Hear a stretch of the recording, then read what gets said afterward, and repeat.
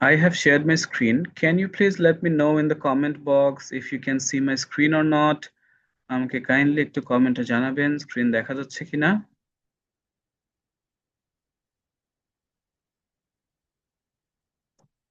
কেউ যদি এমন থাকেন যে স্ক্রিন দেখা যাচ্ছে না অথবা আমার কথা হঠাৎ করে বন্ধ হয়ে গেছে, বুঝে নেবেন যে এটা আপনার নেটওয়ার্ক প্রবলেমের কারণে, এবং আপনি মিটিংটা একবার লিভ করে আবার জয়েন করবেন, ইনশাআল্লাহ আপনার প্রবলেমটা সলভ হয়ে যাবে।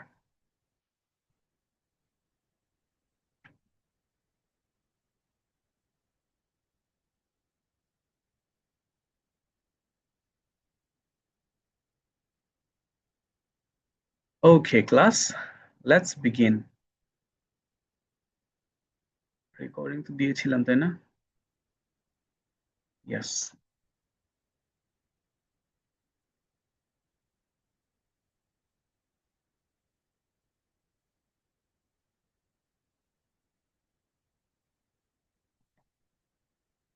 দুঃখিত আপনাদেরকে আপনাদের আঁকাআঁকি করার সুযোগটি বন্ধ করে দেওয়ার জন্য।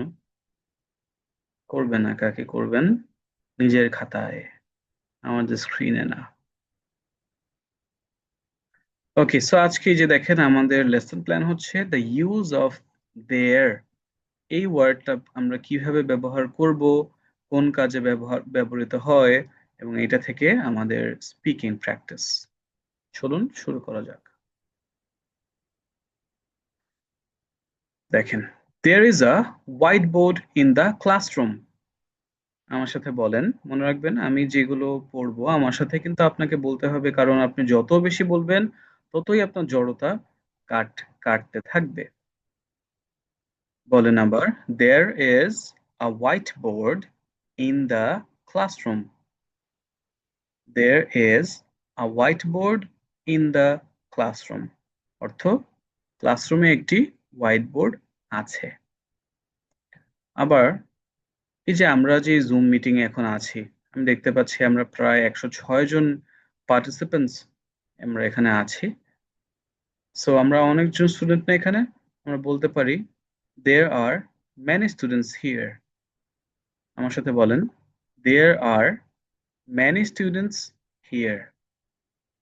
দেয়ার আর মেনি স্টুডেন্টস হিয়ার, অর্থাৎ এখানে অনেক শিক্ষার্থী আছে। আপনারা কি ধরতে পারছেন যে আমাদের দেয়ারের ব্যবহারটা কিভাবে হচ্ছে?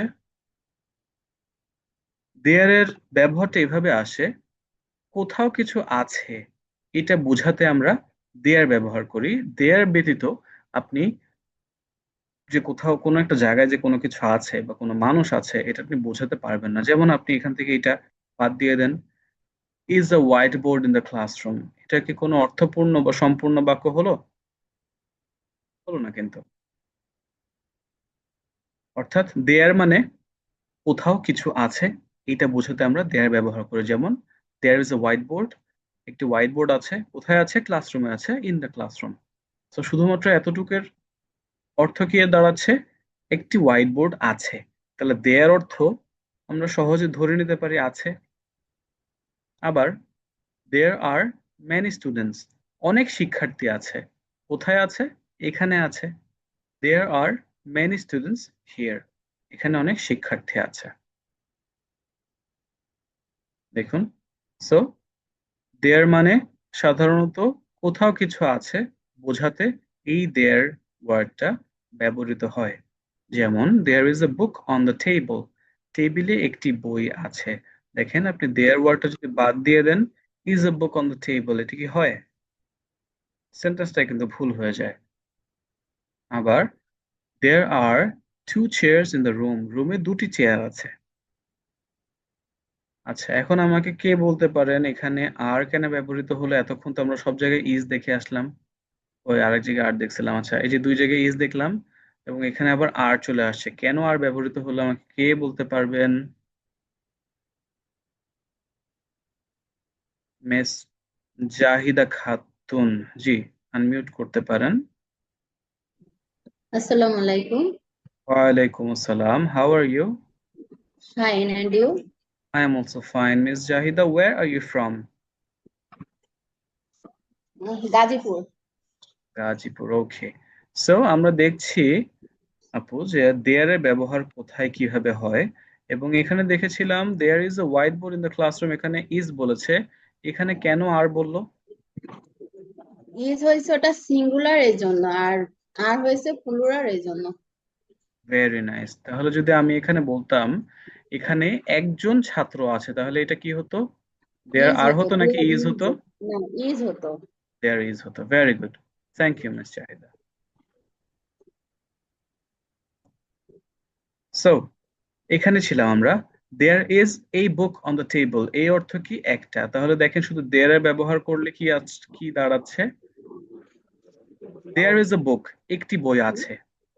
কোথায় আছে? On the table. কি ভালো লাগে? হ্যাঁ, বুঝিনি। ওই আনমিউট করে নিবি। হ্যাঁ, আনমিউট করেন আগে। তারপরে ক্লাসের মধ্যে আপনি কার সাথে কথা বলছেন ক্লাসে ফোকাস না দিয়ে? দেখছেন, কিছুক্ষণ আনমিউট রেখে ধরা খেয়ে গেলেন।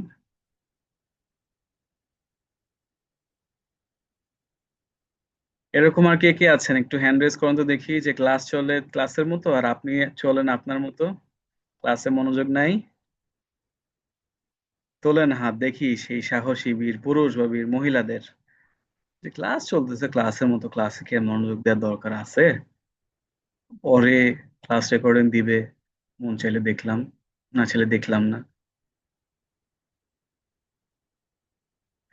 Just kidding. আমি আশা করছি আমরা সবাই আম, ক্লাসের দিকে মনোযোগ দেওয়ার চেষ্টা করব, এবং যেভাবে আমরা ক্লাসে প্রোগ্রেস করছি, আমি যখন আপনাদেরকে বলতে বলছি আপনারাও আমার সাথে বলবেন, এই আশাটাই আমি রাখি। কারণ আমাদের কিন্তু কোনো একাডেমিক সাবজেক্ট না, কোনো মুখস্থ বিদ্যার কোনো কোর্স না। আমাদের এটা স্পোকেন ইংলিশ কোর্স, যেখানে আপনি আপনার স্পোকেন ইংলিশ ডেভেলপ করার উপায় একটাই, বারবার স্পিক করা, অর্থ বলা, অর্থ ইংরেজিতে আপনাকে বলতে হবে। যেটা আমি আপনাকে বলছি, যেটা আমি ক্লাসে পড়ছি, আপনিও আমার সাথে পড়বেন, প্র্যাকটিস করবেন। এটাই আমাদের উদ্দেশ্য। ওকে।